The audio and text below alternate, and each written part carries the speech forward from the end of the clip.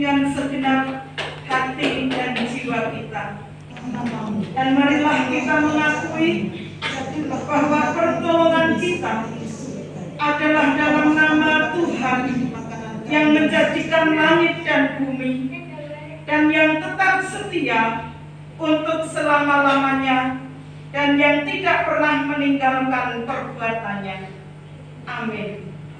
Kasih karunia dan damai sejahtera dari Allah Bapa kita dan Tuhan kita Yesus Kristus menyertai saudara semuanya. Amin.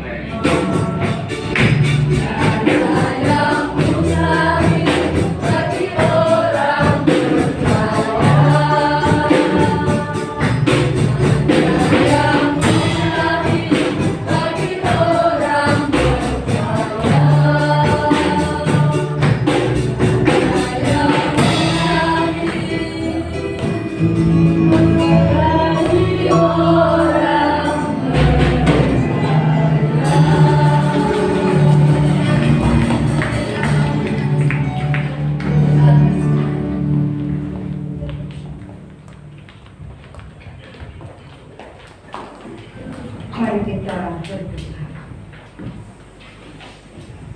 Segala puji, syukur kami naikkan ke hadirat-Mu ya Tuhan. Karena di hari Sabat-Mu ini, jemaat Tuhan di GTC Sidomulyo boleh beribadah kepada Tuhan. Bahkan kami bersuka cita karena 55 tahun yang lalu Tuhan berkenan hadir berkarya di tengah-tengah desa ini dan bertumbuh berkembang jemaat yang sungguh luar biasa, dan kami percaya adanya jemaat ini Tuhan akan berkenan memakai dan memberkatinya. Di saat ini sebagai rasa syukur kami mempersembahkan sebagian dari berkat yang kami terima dari Tuhan. Kiranya Tuhan berkenan memberkati, Tuhan berkenan menerima persembahan kami, sehingga persembahan kami harum di hadapan Tuhan dan menjadi sarana alat untuk melayani Tuhan melalui jemaat Tuhan di Sidomulyo ini. Bendahara jemaat Tuhan berkati, sehingga tetap takut akan Tuhan di tengah-tengah pelayanannya. Demikian juga seluruh jemaat-Mu di tempat ini senantiasa setia kepada Tuhan seperti seorang janda, sekalipun dia hanya memberikan persembahan 2 peser, namun itu berharga di mata Tuhan. Ketika kami berada dalam kondisi kekurangan, kami pun akan tetap setia kepada Engkau dalam wujud memberikan persembahan kami dengan sukacita dan ketulusan hati kami. Karena itu Tuhan, seminggu yang akan kami lalui, kami belum tahu apa yang terjadi. Namun satu keyakinan, ketika kami tetap bersandar kepada Tuhan, maka Tuhan akan menyertai dan memberkati kami. Segala pekerjaan jemaat-Mu di tempat ini, Tuhan berkenan melimpahkan berkah dan bagi seluruh jemaat-Mu. Terima kasih Tuhan, terima kasih. Sehingga di minggu yang akan datang, kami juga bersuka cita kembali membawa persembahan kami kepada Engkau. Dan pada hari ini juga akan ada persembahan saus berunduk-unduk di tahun ini. Kiranya persembahan yang telah dipersiapkan oleh jemaat-Mu sungguh disucikan dan diberkati oleh Tuhan. Terima kasih Tuhan, terima kasih. Terpujilah Engkau di dalam nama Tuhan kami Yesus Kristus melalui persembahan kami ini. Haleluya. Amin. Bapak Ibu Saudara, silakan duduk kembali. Kita sudah mempersembahkan yang terbaik untuk Tuhan, dan kita akan mempersembahkan tubuh jiwa kita kepada Tuhan sebagai persembahan yang hidup. Dan mari kita mempersiapkan hati kita untuk menerima taburan firman Tuhan yang akan disampaikan oleh Ibu Pendeta Paulina Rusmini. Kita akan naikkan pujian lagi untuk Tuhan dengan sayap.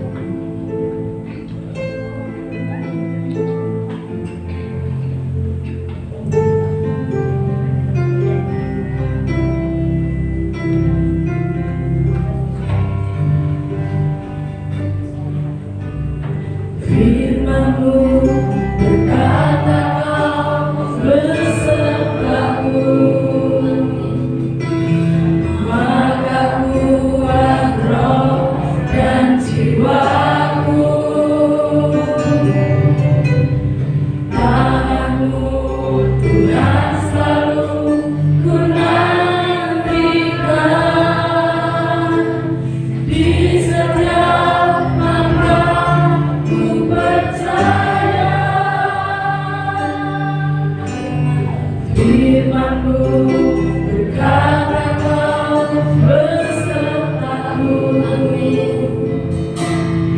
Maka kuat roh dan jiwaku, tanganmu Tuhan selalu ku nantikan.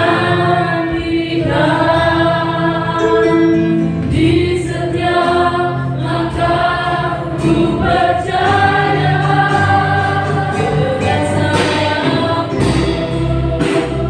ku akan terbang tinggi di tengah hidup. Ku tak menyerah, kau berkuasa dan perlindungan bagiku.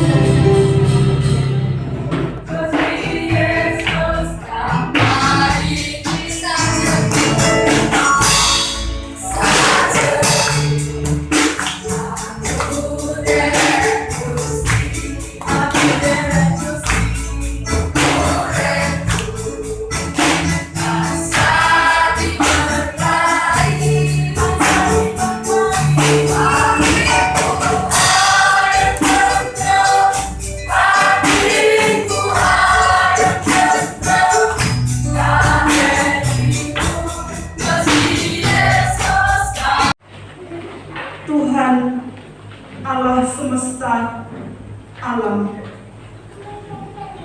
Saat ini kami menundukkan hati kami di hadapan Tuhan. Kami siap untuk diisi dengan kebenaran firman-Mu. Biarlah jiwa kami disegarkan oleh firman Allah yang akan diberitakan oleh hamba-Mu. Tuhan, sucikan dan kuduskanlah kami. Layakkanlah kami untuk menerima firman Allah yang kudus. Baik hamba yang menyampaikan, demikian juga seluruh jemaat Tuhan yang saat ini berkenan menerima firman-Mu. Berfirmanlah untuk kami semuanya di dalam nama Tuhan Yesus Kristus. Amin. Shalom. Bapak Ibu yang dikasihi Tuhan, mari kita membaca satu bagian firman Allah. Pada sore hari ini saya ingin menyampaikan dari kitab Roma bab 12 ayat yang ke-11. Roma 12 ayat yang ke-11. Demikian firman Tuhan. Janganlah hendaknya kerajinanmu kendor, biarlah rohmu menyala-nyala dan layanilah Tuhan. Sekali lagi, janganlah hendaknya kerajinanmu kendor, biarlah rohmu menyala-nyala dan layanilah Tuhan. Saya akan berikan satu tema seperti firman Tuhan yang sudah kita baca. Biarlah rohmu menyala-nyala dan layanilah Tuhan. Bapak Ibu, beberapa minggu yang lalu di grup WA kami di-share tentang hasil studi tentang kesulitan kualitas kesehatan ya, dan harapan hidup manusia yang dilakukan oleh WHO, dan WHO menetapkan kriteria yang baru dalam pembagian kelompok manusia. Ya, kalau dulu itu ada dalam psikologi memang ada beberapa kelompok usia. Nah, sekarang ini di zaman yang modern ini WHO menetapkan ada 5 kelompok usia manusia. Yang pertama, 0 sampai 17. Sekarang ini disebut dengan anak di bawah umur. 0 sampai 17 itu masih anak di bawah umur. Jadi kalau masih 16, 15 belum ABG, itu masih di bawah umur. Lalu usia 18 sampai 65, 8 dengan bisa tertawa ini. Ini usia pemuda, masih pemuda. Karena dari 65 sama saya juga masih pemuda ini. Kemudian umur 66 sampai 79. Nah, siapa yang di sini? Baru usia setengah bahagia, jauh sekali ya dengan bahagia di era yang dulu. 80 sampai 99 ini baru orang tua. Nah, jadi yang disebut orang tua itu baru usia 80 sampai 99. Lalu kalau 100 tahun ke atas itu baru orang tua berusia panjang. Tidak ada lansia berusia, tidak ada istilahnya. Jadi Bapak Ibu, jadi menurut pembagian usia menurut WHO yang baru kali ini, nah mungkin lanjutnya nanti saya kasih link dan bisa dibuka.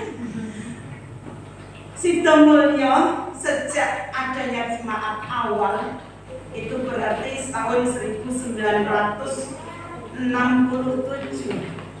tanggal 19 September begitu ya Pak.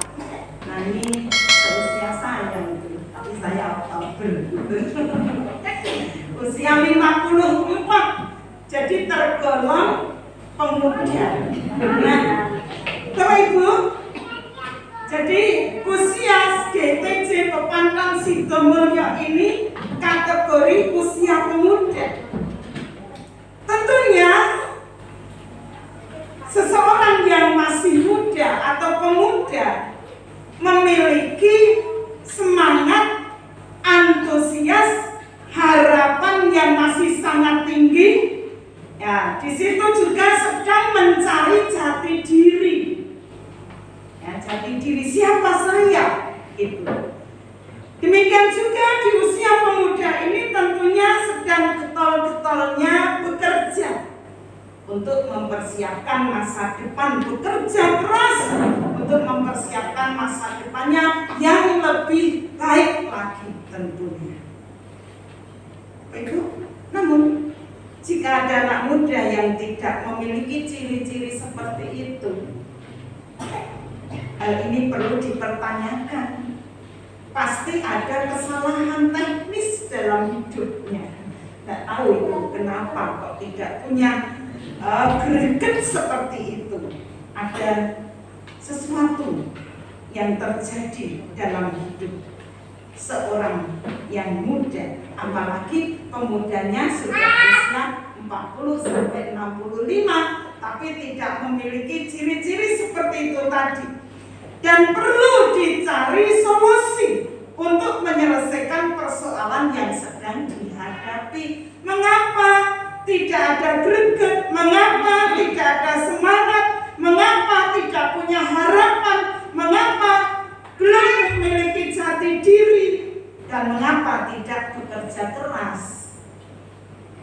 untuk hidupnya? Bapak Ibu yang dikasihi oleh Tuhan, secara khusus jemaat di Sidomulyo, di usia berapapun gereja kita, gereja Tuhan itu ada dan berdiri, seharusnya semangat yang menyala-nyala untuk melayani Tuhan itu harus tetap tumbuh tanpa melihat apapun alasannya dan tantangannya. Jika ada jemaat Tuhan, karena persoalan kecil yang terjadi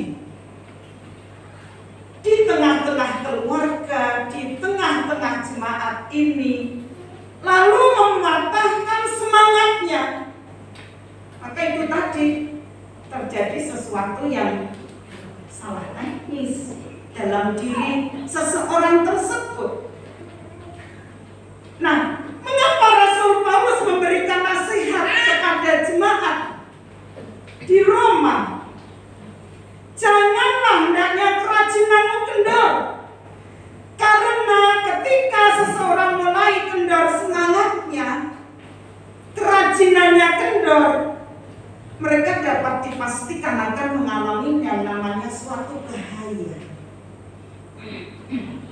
Yang mestinya aras-arasan, mau pergi kemana rosok-rosok, tidak ada semangat.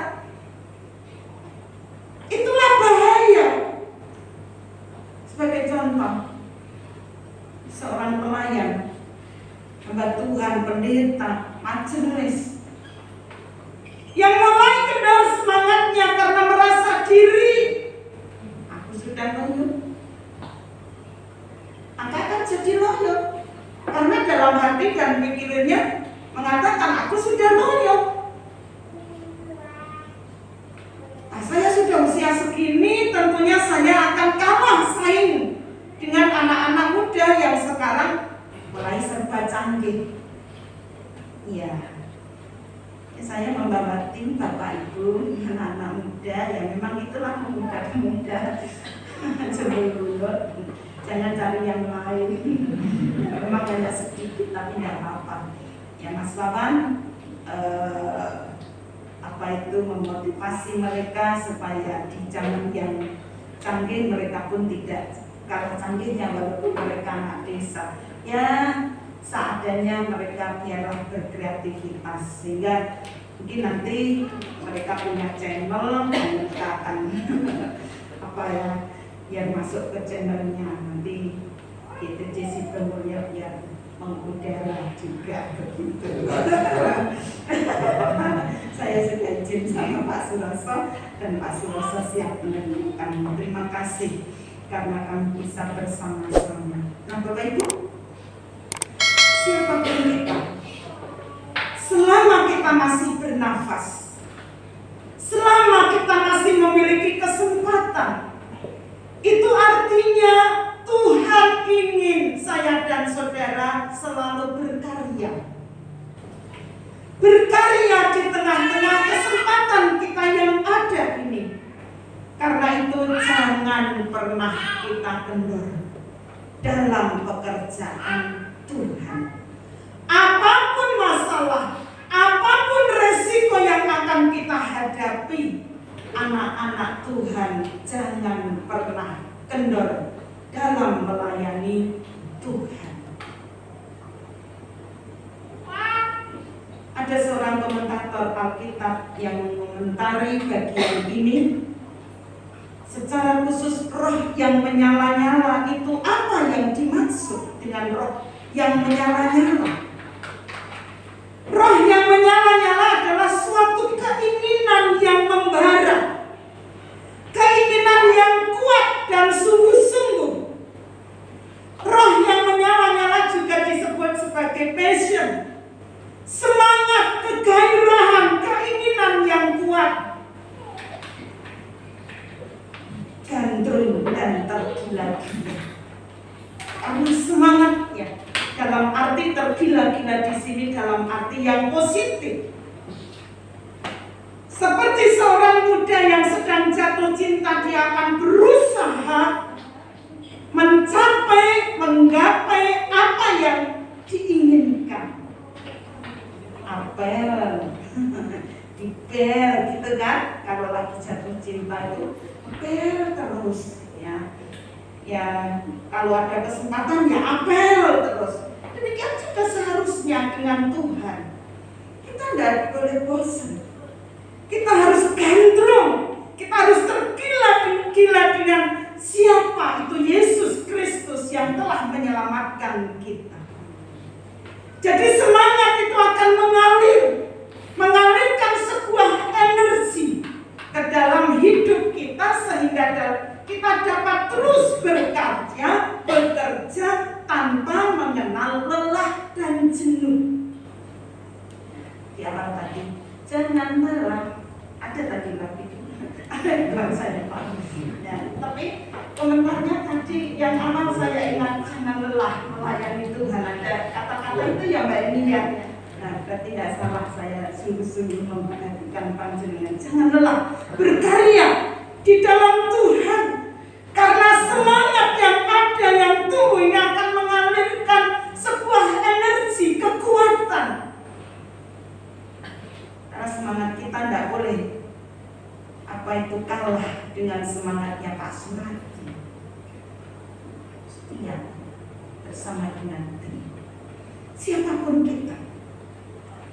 Jadi Bapak Ibu, semangat passion ini membuat seseorang bisa melakukan sesuatu yang lebih maksimal lagi dalam hidupnya.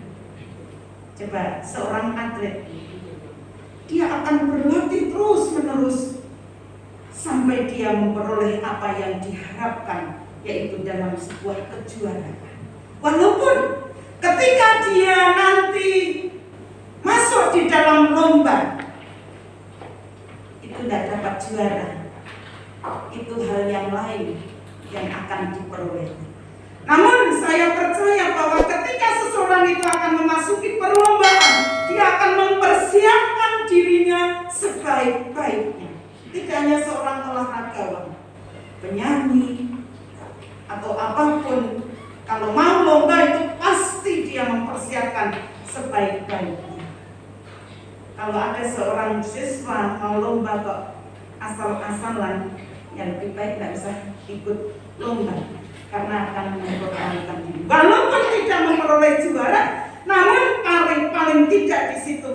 sudah mempersiapkan diri semaksimal mungkin. Khotbah pun ya harus siap. Kalau saya khotbah persiapan, bagaimana? Apa yang akan saya sampaikan? Saya bergumul, apa yang cocok? Tuhan, apa ini nanti sudah saya pernah sampaikan, saya juga lupa kadangnya. Ya, walaupun pernah saya sampaikan, paling tidak ada sesuatu yang baru. Nah, Bapak Ibu, jadi seorang pendeta juga persiapan, ya. Persiapannya tidak 1 jam, 2 jam, bertahun-tahun loh Bapak Ibu. Saya sekolah pendeta itu bertahun-tahun, 5 tahun lebih. Berapa orang munggah? Tidak, ya naik terus. Nyatanya setiap semester saya naik kok, tapi memang prosesnya panjang. Tidak hanya 4 tahun, saya 5 tahun lebih digembleng menjadi seorang pelayan. Kenapa tahan? Tahan karena sebuah panggilan. Kalau nggak sebuah panggilan, tidak akan bisa bertahan sampai hari ini. Jadi Bapak Ibu, semangat kita tidak akan bisa kendor manakala saya dan saudara dalam hidup ini, dalam melayani Tuhan, yang kita pandang, yang menjadi fokus kita bukan jumlah, bukan kuantitas, namun makna dari sebuah panggilan. Kalau kita masing-masing memahami panggilan kita di dalam Kristus, tidaknya seorang pendeta yang punya panggilan untuk melayani, namun setiap kita yang percaya kepada Tuhan itu juga mempunyai panggilan hidup untuk ikut terlibat di dalam pelayanan, maka tidak pernah akan kita kendor di dalam melayani Tuhan. Kita selalu ada energi, ada kekuatan, ada sesuatu yang baru di dalam hidup kita, dan tidak pernah jenuh di dalam melayani. Maka nanti Pak, saya kalau sudah usia begini kok masih dipilih, tetap saja layani Tuhan. Kalau jemaat masih memilih panjenengan menjadi pengurus di tempat ini, oke? Itu artinya Tuhan masih mempercayakan panjenengan dan kawan-kawan. 54 tahun harusnya sudah dewasa loh Pak.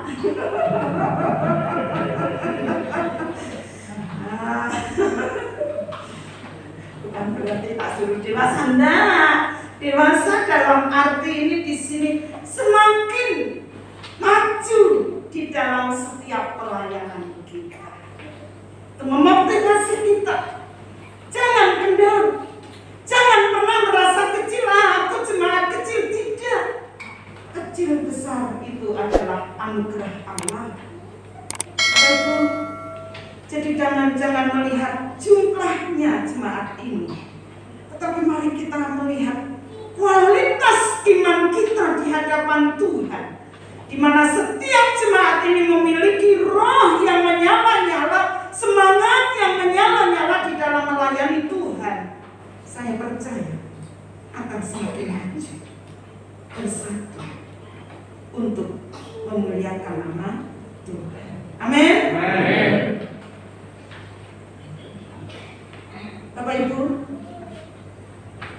Stephen Job mengatakan, saya tidak baca bahasa Inggrisnya, nanti belepotan, saya malu.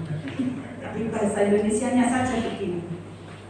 Seseorang yang hidup dengan gairah akan mengubah dunia menjadi lebih baik.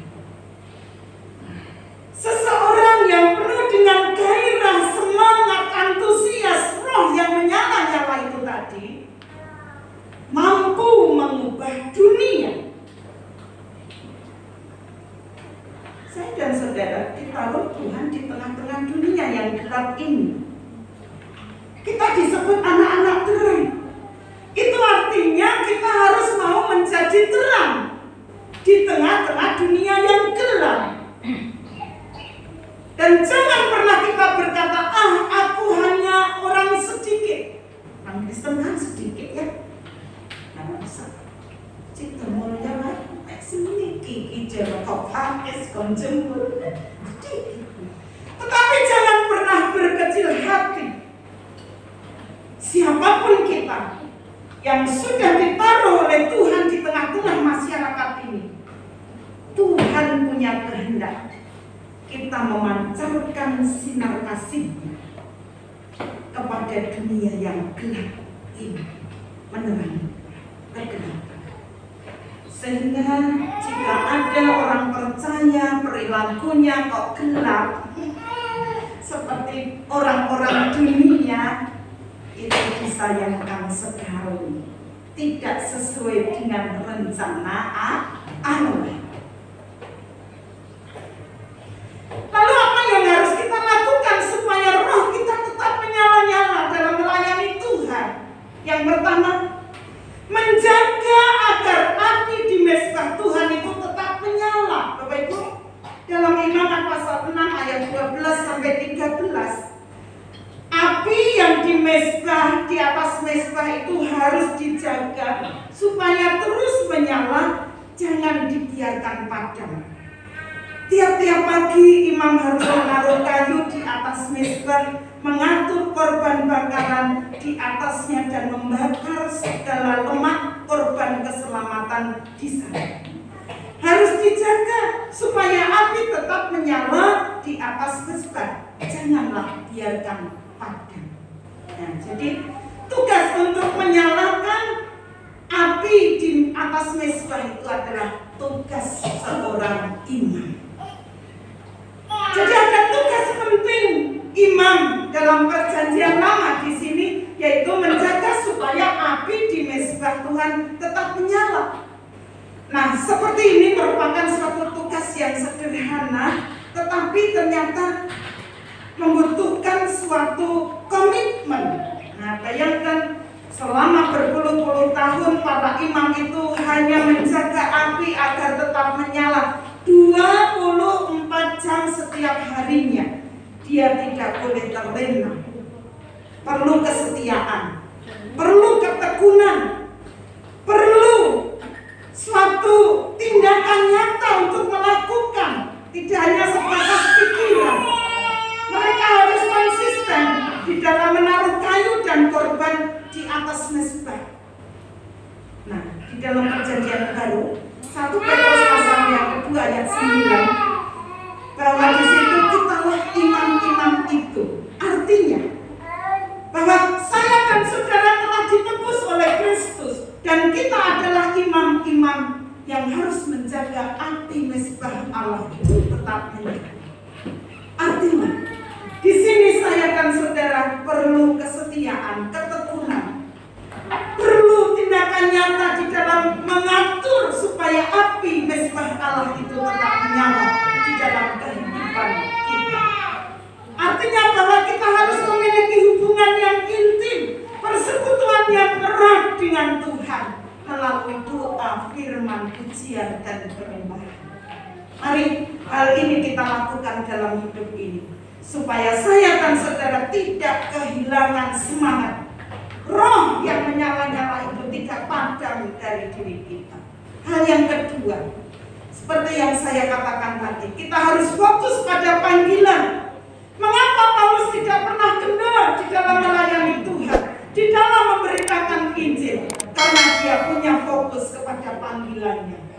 Dia memberi kesaksian tentang Injil kasih karunia. Dia melakukan pelayanan. Fokusnya bukan dia dapat jiwa berapa. Kalau fokusnya dia dapat jiwa berapa, nah kalau dia menginjil tidak pernah dapat jiwa, dia akan mudah kendor. Tetapi dia tetap menginjil, sekalipun ada yang menentang, sekalipun ada banyak orang yang memusuhi Rasul Paulus, tetapi Rasul Paulus memandang kepada panggilannya. Dia seorang pemberita Injil, dia seorang yang taat kepada Allah, dan fokusnya beritakanlah Injil Yesus Kristus. Siap sedialah setiap waktu, baik atau tidak baik waktu. Demikian juga ketika dia tidak dihargai oleh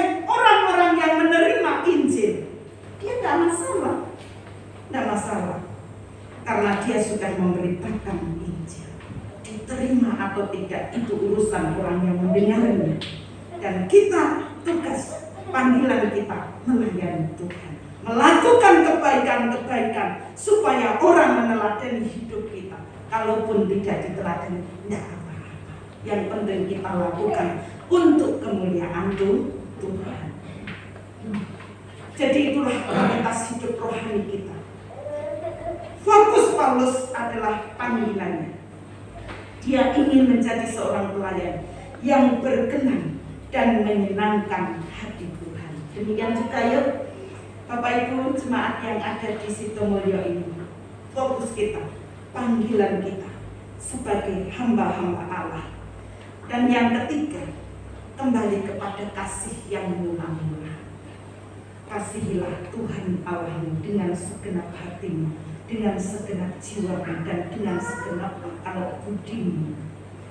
Bagaimana cinta kasih kita kepada saudara kita?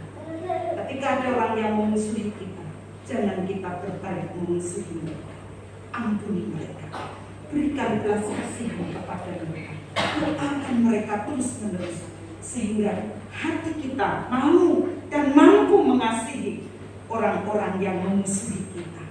Kita tidak akan sakit hati, tetapi roh kita akan tetap menyala-nyala, terus melayani Tuhan. Jemaat yang mula-mula pada waktu itu di kisah para rasul memang sedang menyala-nyala dan tidak bisa berhenti untuk apapun di dalam pelayanan. Demikian juga jemaat di Sitomulyo tidak akan pernah berhenti untuk mencintai sesama kita, untuk tetap melayani Tuhan di dalam setiap keadaan kita. Yang terakhir, kita selalu melihat kepada yang tidak terlihat, melihat kepada yang tidak kelihatan. Apa yang kita lihat, Bapak Ibu, yaitu sebuah pengharapan hidup yang kekal, kerajaan surga. Itu yang kita panggil iman kita dengan pengakuan iman rasuli. Aku percaya kepada Allah Bapa yang Maha Kuasa, Kali langit dan bumi, dan kepada Yesus Kristus anaknya yang tunggal Tuhan kita, yang dikandung daripada Roh Kudus, lahir dari anak darah Maria, yang menderita sengsara di bawah pemerintahan Pontius Pilatus, disalibkan, mati dan dikuburkan, turun ke dalam kerajaan maut. Pada hari yang ketiga bangkit pula dari antara orang mati, naik ke surga, duduk di sebelah kanan Allah Bapa yang Maha Kuasa, dan dari sana ia akan datang untuk menghakimi orang yang hidup dan yang mati. Aku percaya kepada Roh Kudus, gereja yang kudus dan am, persekutuan orang kudus, pengampunan dosa, kebangkitan orang mati, dan hidup yang kekal. Amin. Karena begitu besar kasih Allah, dan sejak kita mengikut Yesus, kita ini adalah orang-orang yang diberkati. Kita adalah orang-orang yang beruntung karena kita mengenal Tuhan, bisa menyebut Tuhan sebagai Tuhan dan Juru Selamat kita, sehingga kita diselamatkan dan kita layak hidup kekal bersama-sama dengan Tuhan di dalam kerajaan surga.